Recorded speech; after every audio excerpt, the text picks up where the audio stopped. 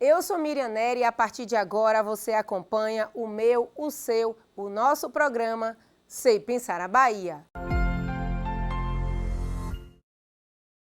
Segundo dados divulgados dia 16 pelo Eurostat, o Produto Interno Bruto da zona do euro cresceu 2,2% no terceiro trimestre em comparação ao mesmo período anterior, confirmando os dados da primeira estimativa divulgada em outubro. O resultado representa uma leve aceleração da economia frente ao segundo trimestre, cuja alta foi de 2,1%, conforme a economia continuou a se recuperar da recessão provocada pela pandemia em 2020.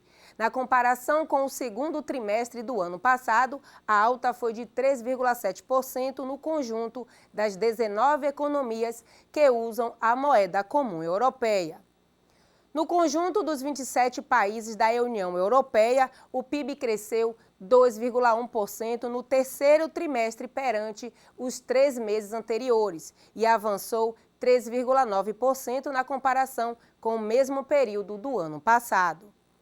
O crescimento trimestral entre julho e setembro foi mais alto na Áustria, de 3,3%, na França, a 3% e em Portugal com expansão de 2,9%. A economia da Alemanha registrou alta de 1,8%. Já o número de pessoas empregadas aumentou 0,9%, tanto na zona do euro quanto no conjunto dos 27 países que fazem parte da União Europeia no terceiro trimestre, na comparação com os 3 meses anteriores. No segundo trimestre, o emprego havia crescido 0,7% na zona do euro e 0,8% na União Europeia. O presidente dos Estados Unidos, Joe Biden, sancionou um projeto de lei de infraestrutura de $1 trilhão dia 15 em cerimônia na Casa Branca, que reuniram democratas e republicanos que atuaram para fazer avançar a legislação em um Congresso profundamente dividido. A medida foi desenhada para criar empregos em todo o país, com a distribuição de bilhões de dólares a governos estaduais e locais, para consertar pontes e estradas em ruínas e expandir o acesso à internet de banda larga para milhões de americanos. Biden disse que a aprovação da lei mostrou que, apesar dos cínicos democratas e republicanos, podem se unir e produzir resultados. Ele chamou o projeto de lei um projeto de colarinho azul para reconstruir a América. E agora, no nosso quadro Estudos em Foco, o tema de hoje é monoparentalidade. E quem vai falar sobre esse assunto é a economista da SEI, Lúcia Nascimento. No mundo, os laços familiares vêm sendo redefinidos, assumindo novas configurações. A Constituição Federal de 1988 reconhece como entidade familiar o núcleo composto por qualquer um dos pais e seus descendentes. Mas as políticas públicas ainda não contemplam a diversidade de arranjos familiares, como, por exemplo, o monoparental feminino, que é quando apenas uma pessoa, nesse caso, a mulher, assume o parentesco com a outra. Em parceria com a SPM, Secretaria de Políticas para as Mulheres, a SEI traçou o perfil da família monoparental feminina no Estado por meio da análise da literatura existente e dos dados do IBGE e da SEI-DIEESE. O foco desse estudo é a família composta pela figura da mãe, que pode estar na condição de solteira, separada, divorciada ou viúva e com filhos e filhas residentes. Os cônjuges são ausentes. Com base nesse estudo, chegamos à seguinte conclusão: as chefas de famílias monoparentais na Bahia totalizaram aproximadamente 1 milhão de mulheres em 2015. Dos 15 milhões de indivíduos no estado, 3 milhões faziam parte deste arranjo familiar.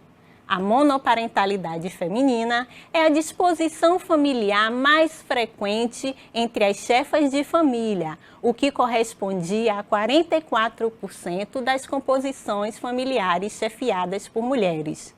Das famílias em que a mãe assume sozinha a criança no estado, 87% viviam em ambientes urbanos, sendo que 1/3 se encontrava na região metropolitana de Salvador, reforçando o caráter urbano do tipo de arranjo familiar.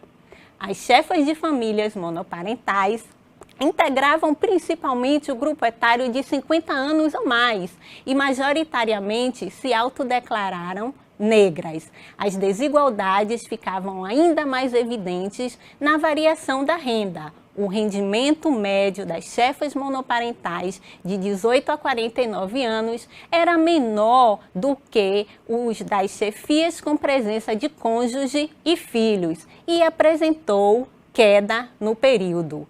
O rendimento médio familiar dessas famílias monoparentais femininas era de R$ 407.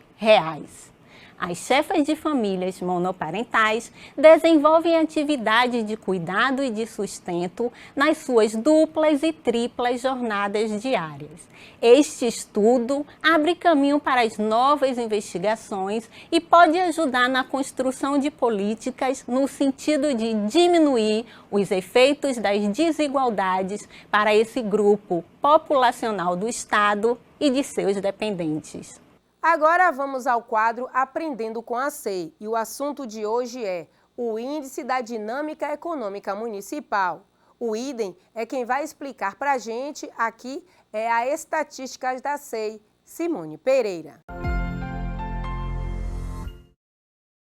O objetivo do IDEM é avaliar o desempenho da economia dos municípios baianos a partir da estrutura produtiva instalada.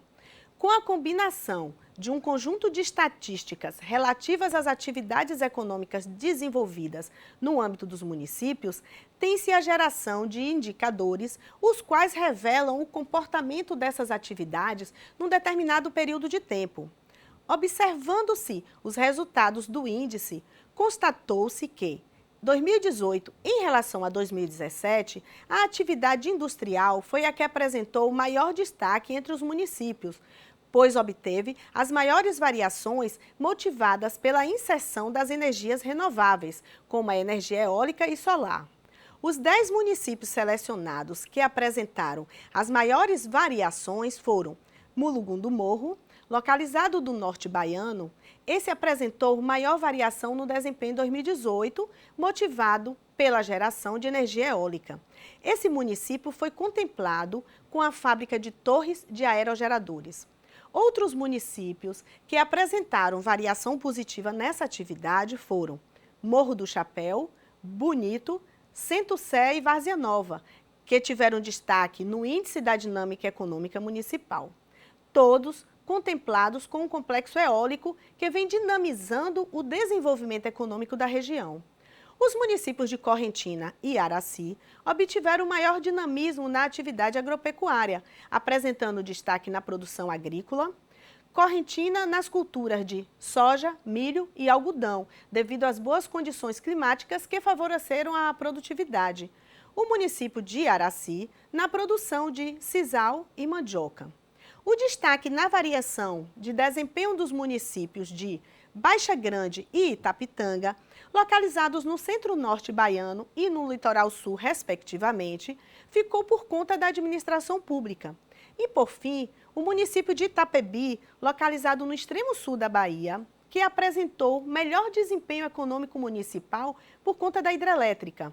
Essa foi uma análise realizada com base nos resultados do IDEM de 2018 e em breve sairá o de 2019.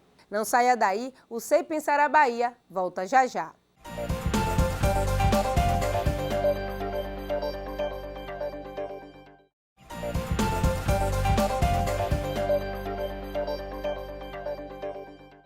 Estamos de volta e agora eu trago para você os destaques da economia aqui no país. Os dados são da pesquisa mensal de comércio, divulgada dia 11 pelo IBGE, mostram que o volume de vendas do comércio varejista no país recuou 1,3% em setembro, na comparação com o mês anterior, segundo queda consecutiva, após a maior alta do ano em julho, quando cresceu 3,1%. Na comparação com setembro de 2020, o comércio varejista recuou 5,5%, com 7 taxas negativas das 8 atividades pesquisadas. No ano, o varejo acumula crescimento de 3,8% e nos últimos 12 meses, alta de 3,9%. Esse segundo mês de queda vem com intensidade razoável, mas em menor amplitude que agosto, com menos 4,3%. Para a queda em setembro de 2021, o fator determinante é a inflação. Isso fica claro quando comparamos a queda de 1,3% no volume e a variação de menos 0,2% na receita estável. O componente que joga o volume para baixo é a inflação. As mercadorias subiram de preço. Em combustíveis e lubrificantes, por exemplo, a receita foi de menos 0,1%, totalmente estável, e o volume caiu 2,6%. O mesmo vale para hiper e supermercados, que passa de 0,1% de receita para menos 1,5% em volume. No comércio varejista ampliado, que inclui, além do varejo, veículos e materiais de construção, o volume de vendas caiu 1,1% em setembro, frente a agosto. O impacto negativo veio da queda de 1,7% em veículos, motos, partes e peças, de 1,1% em material de construção, ambos, respectivamente, após variação de 0,3% e queda de 1,2% registrados em agosto. O setor de serviços recuou 0,6% na passagem de agosto para setembro e interrompeu uma sequência de taxas positivas nos 5 meses anteriores, período em que acumulou ganho de 6,2%. Os dados são da pesquisa mensal de serviços, divulgada dia 12 pelo IBGE. Com o resultado de setembro, o setor ainda ficou em 3,7% acima do patamar pré-pandemia, registrado em fevereiro do ano passado, mas está em 8% abaixo do recorde alcançado em novembro de 2014. Frente a setembro do ano passado, o volume de serviços avançou 11,4%, sétima taxa positiva consecutiva. No ano, o setor acumula ganho de 11,4% na comparação com o mesmo período do ano anterior. Já o acumulado em 12 meses atingiu 6,8%, a taxa mais intensa da série histórica iniciada em dezembro de 2012.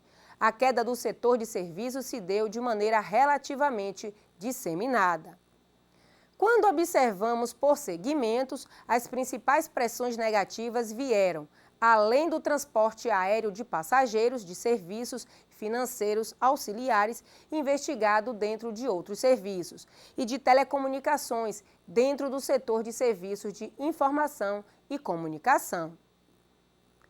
O Índice de Atividade Econômica do Banco Central, considerado a prévia do Produto Interno Bruto, registrou queda de 0,14% no terceiro trimestre de 2021, na comparação com os 3 meses anteriores.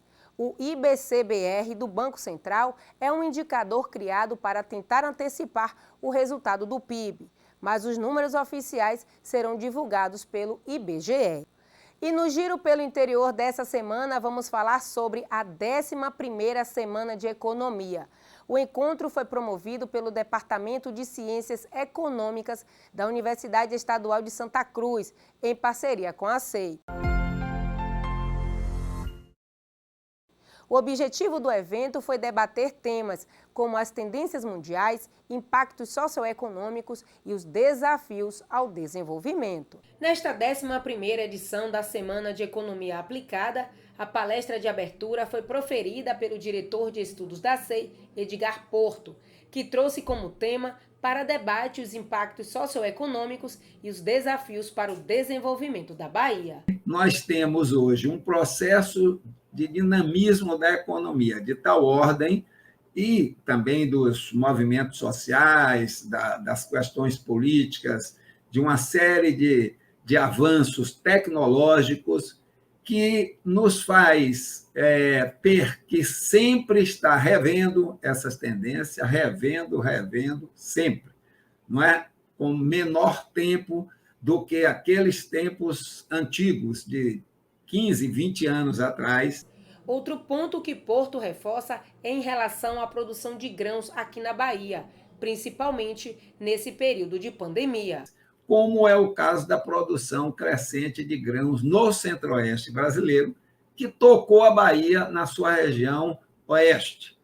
O oeste da Bahia tem uma característica de produção do agronegócio do centro-oeste brasileiro. E é uma tendência crescente, e agora, na pandemia, foi o setor que continuou crescendo e é um setor que tem uma presença muito forte da China como comprador e tem taxas elevadas de participação nas exportações baianas, cada vez mais elevadas. Na ocasião, o professor da UESC, Gustavo Lisboa, perguntou quais as ações concretas estão sendo desenvolvidas para reduzir o índice de pobreza aqui no estado. Você pode criar, no meu modo de entender, criar ambientes dentro das áreas de governo onde você qualifique grupos para saber pensar, saber atuar sobre isso. Agora vamos saber como anda o cenário econômico baiano. O volume de serviços na Bahia caiu 0,8% em setembro, na comparação com o mês imediatamente anterior, com ajuste sazonal. As informações foram analisadas pela Superintendência de Estudos Econômicos e Sociais da Bahia, autarquia vinculada à Secretaria de Planejamento. Constam na pesquisa mensal de serviços realizada pelo IBGE. Nessa análise, o resultado da Bahia seguiu o mesmo comportamento da média nacional, com menos 0,6%, perdendo parte do ganho registrado em agosto, com 1,3%. É importante destacar que as 2 primeiras semanas de setembro do ano corrente foi marcada pela suspensão da realização de shows, festas públicas ou privadas e afins, independentemente do número de participantes em todo o território do estado da Bahia, o que refletiu no resultado do setor. Em relação ao mesmo mês do ano anterior, o volume de serviços na Bahia avançou 19,7%. O indicador no acumulado do ano cresceu 12,5% e do acumulado nos últimos 12 meses cresceu 7,6%, impulsionado principalmente por serviços prestados às famílias, com 20,1%. No que tange ao volume das atividades turísticas, na comparação com o mês imediatamente anterior, a atividade apresentou expansão de 1,5%, resultado superior à média nacional, com 0,8%, motivada principalmente pela manutenção do funcionamento de hotéis, pousadas e demais estabelecimentos de alojamento, templos religiosos e igrejas, clubes sociais, recreativos e esportivos, contribuindo para a atração e movimentação de turistas no estado. Em relação ao mês do ano anterior, o volume das atividades turísticas na Bahia expandiu 104,7%. O indicador no acumulado do ano ampliou 42% e o indicador no acumulado nos últimos 12 meses cresceu 15,8%. Em relação igual ao mês do ano anterior, as vendas no comércio varejista baiano registraram em setembro queda de 9,3%, seguida consecutiva e pior resultado para o mês em 5 anos, desde 2016.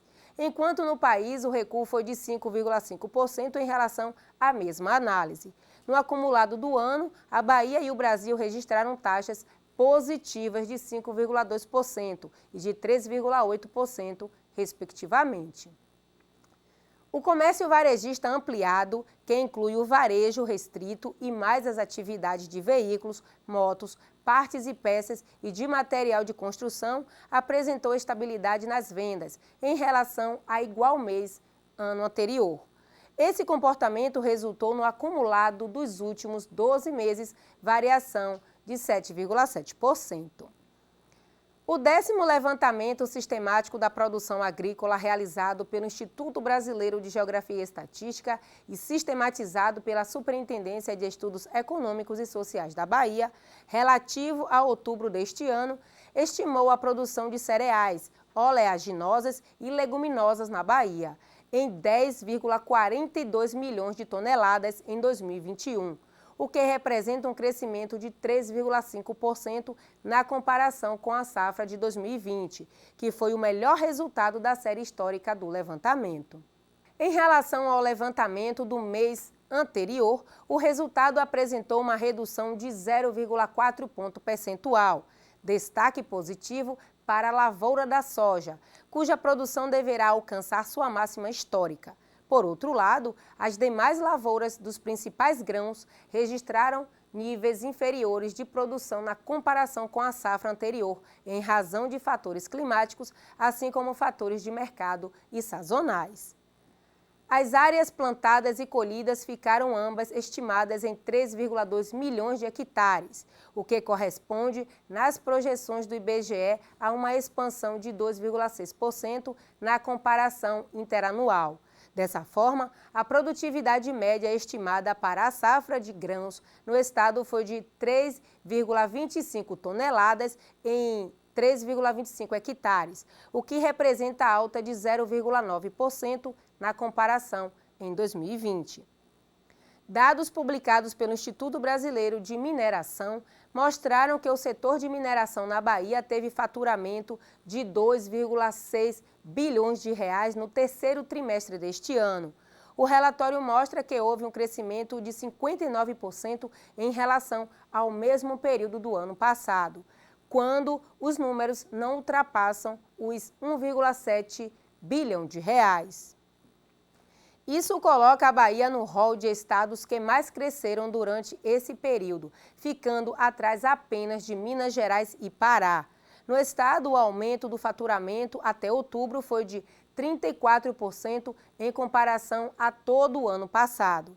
Conforme dados da Agência Nacional de Mineração, o crescimento se deve principalmente por conta do aumento expressivo no faturamento do minério de ferro, que foi no país de 167% em comparação com o terceiro trimestre de 2020. Na Bahia, até o mês de outubro, o faturamento das empresas produtoras de minério de ferro ultrapassou 643 milhões de reais, contra 25 milhões de reais alcançados durante todo o ano passado, representando um crescimento de mais de 2.400% em suas operações. A gente fica por aqui. Até o nosso próximo encontro. Não esqueça, foi um prazer estar com você. Um forte abraço.